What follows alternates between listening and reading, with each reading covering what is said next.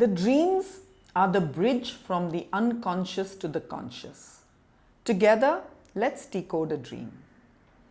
A patient in a follow-up narrated this very vivid and interesting dream.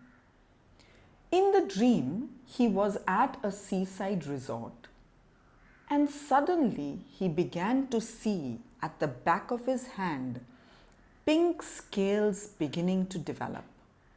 As he looked on, the complete back of the hand began to get covered with pink scales till the fingers disappeared and the entire hand looked like it was a crocodile. He began to run here and there looking for a doctor, couldn't find one, and woke up with anxiety and completely panicked state, relieved to see it was a dream. To understand this dream, I asked him, "Where were you when you had this dream?" He said he was on holiday in a town in Southeast Asia. I said, "Was it a seaside resort?" He said, "No, but there were rivers there." I then said, "From this trip to the Southeast Asia town, what is the first visual that flashes straight in front of you?" He said, "I can see me with my family on wooden boats going down the river. There were boats that were going towards the destination and others coming back from it. It was very crowded. There were crocodiles in this river. We did see some of them. On either side, there were coconuts and there were palm trees. Not the palm trees like we have here, but much shorter ones. And these palm trees have fruits that they call water coconuts, but look different. These, he described, were like a coconut in shape and size, but on the outside they had little florets like a lotus has." He then drew this image of the water coconut. This that he drew at the bottom with these florets like lotus is the fruit he described of the palm tree, and the image on the top left that you see is the one that he first drew when he described the scales of the dream that he saw. He then described that as they reached their destination, there were some wooden steps which, when they would climb up, it reached a restaurant. After the steps, as they began to walk inside, there were different trees on either side. He said there were dragon fruit trees. I said, "What did you see that made you recognize these as dragon fruit trees?" He said, "I saw the dragon fruit. The dragon fruit, which is like a pinkish red fruit with florets around it, not exactly like scales, but pink colored like a lotus has. It was like a vine," he said, and then said, "It's not really like a vine, but the dragon fruit was falling from the plant stem in this particular way."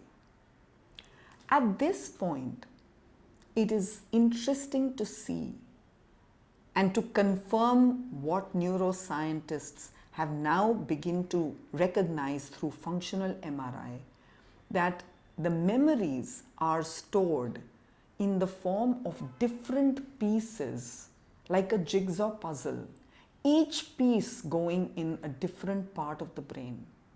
When it comes together in the dream, it forms a completely different picture from the original one.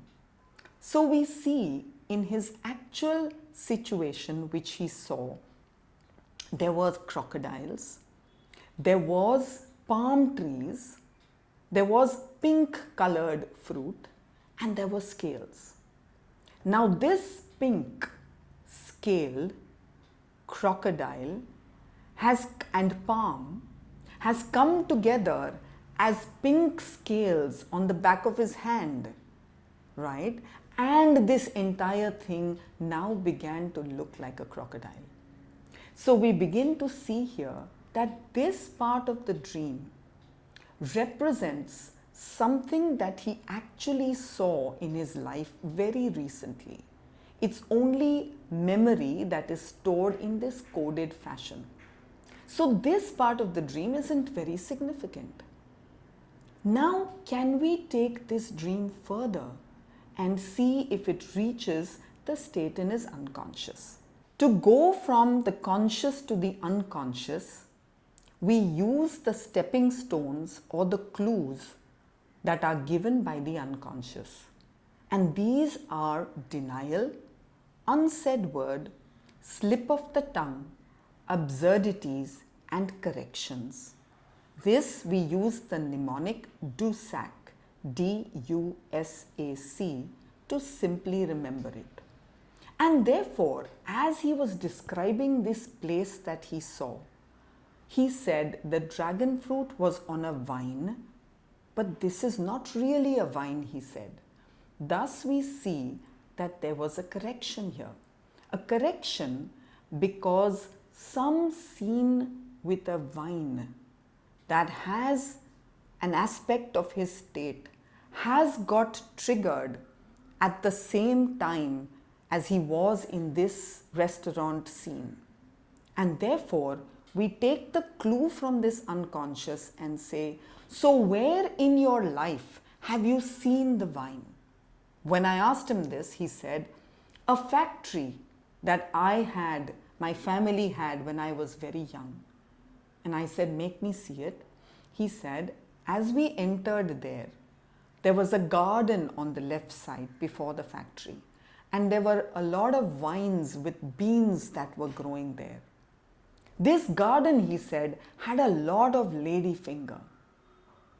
So what we have here is we've come to a scene through a denial, and we now need to explore this scene from his life to see what is the clue of his state that is in this scene, as well as get another stepping stone in the form of a denial, unsaid word, or correction that could take us ahead to another scene of his life. Thus, he described that in this garden with the vines were in the periphery a lot of ladyfinger. He then also began to describe the factory and said, this factory was not a very big factory. Thus, at this point, he has again indicated through a denial that there is another scene from the memory in the unconscious that is intruding in our conscious conversation. I then take this clue and I asked him, so which is this place in your life where you've seen a really big factory? What is it that flashes instantaneously in front of you?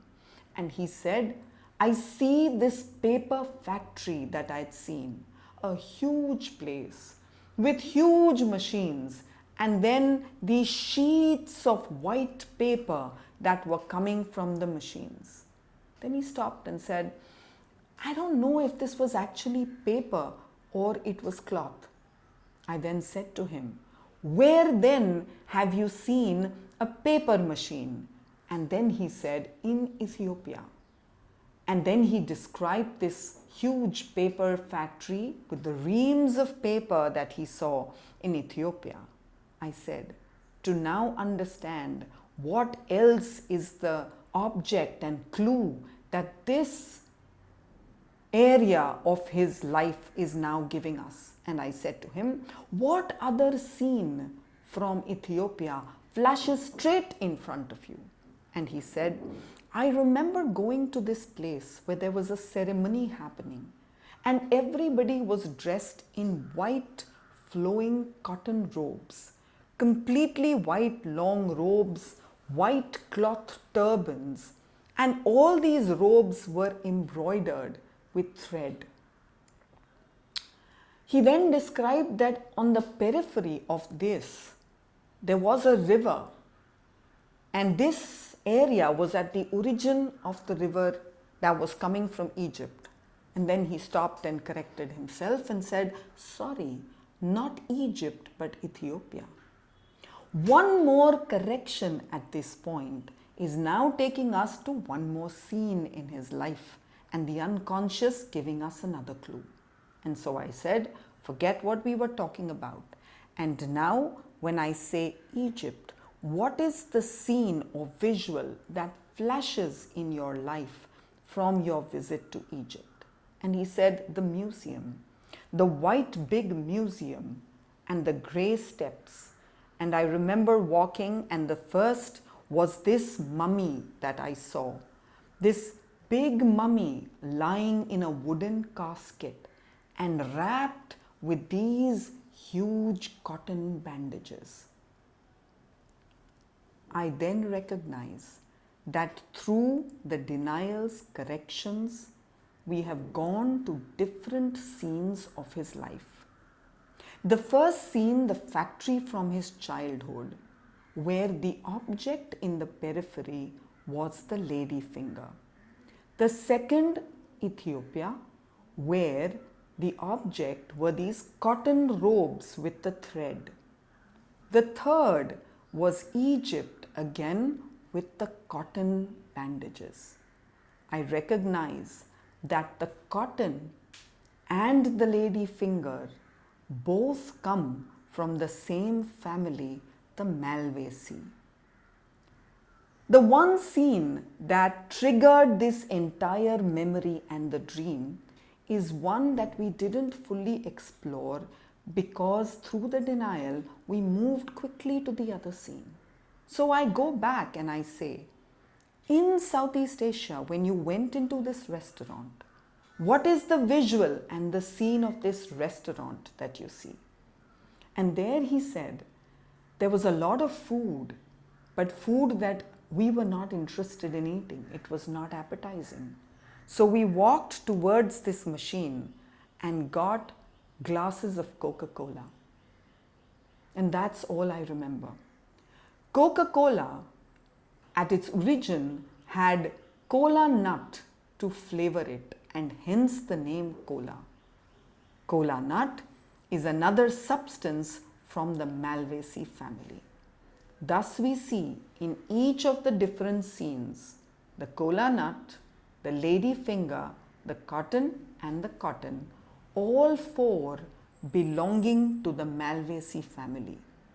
This patient was already on the remedy Althea officinalis, which is also the remedy from the Malvaceae family, the chocolate family.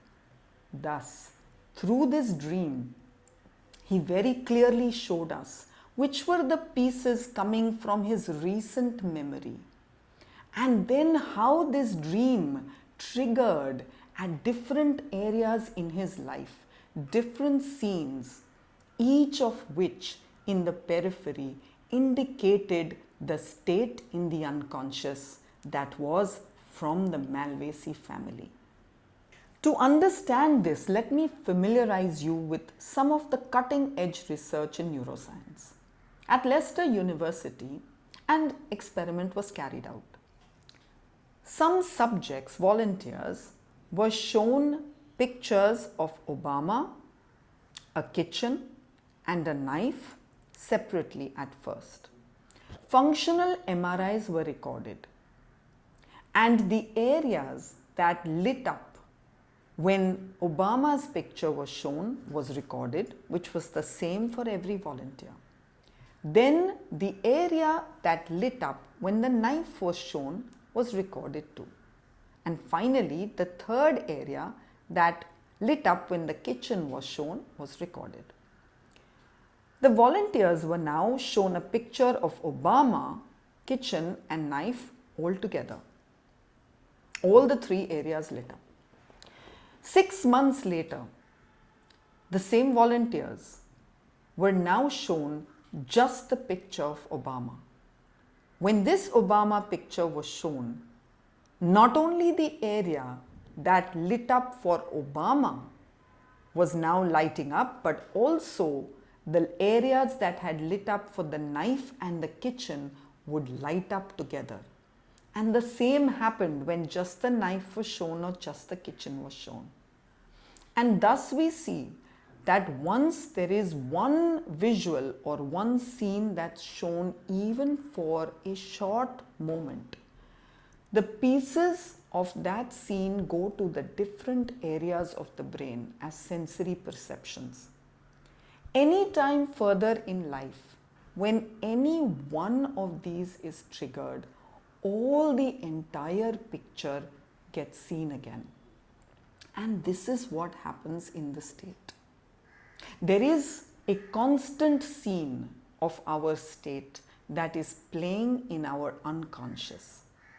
In life outside, when any one aspect of that scene is seen anywhere in outside life, it immediately triggers all the different parts of the puzzle that is the state, and often aggravates us emotionally and physically. And this is how we can understand it through the dreams, as well as often trace it in key emotional situations or in situations where somebody is getting very aggravated and very upset. Rather than focusing on the emotional or the central part of the event, which is actually going into the conscious mind, if we look at the periphery and use the periphery through the 5 senses, we will be able to trace back, as we did in the dream, what this scene is actually triggering from the state in the unconscious. Thus, what I mean to say is that often, and not just often, but always, when a person is reacting emotionally or getting aggravated physically in a scene in the outside, it is not something in the outside scene that is causing the problem, but that one of those peripheral pieces in the background that is triggering the memory scene of his actual inner state at that moment, that is causing this aggravation emotionally and physically. Using this knowledge and information, try it for yourself. Go ahead and decode the dreams in your patients and in their follow-ups.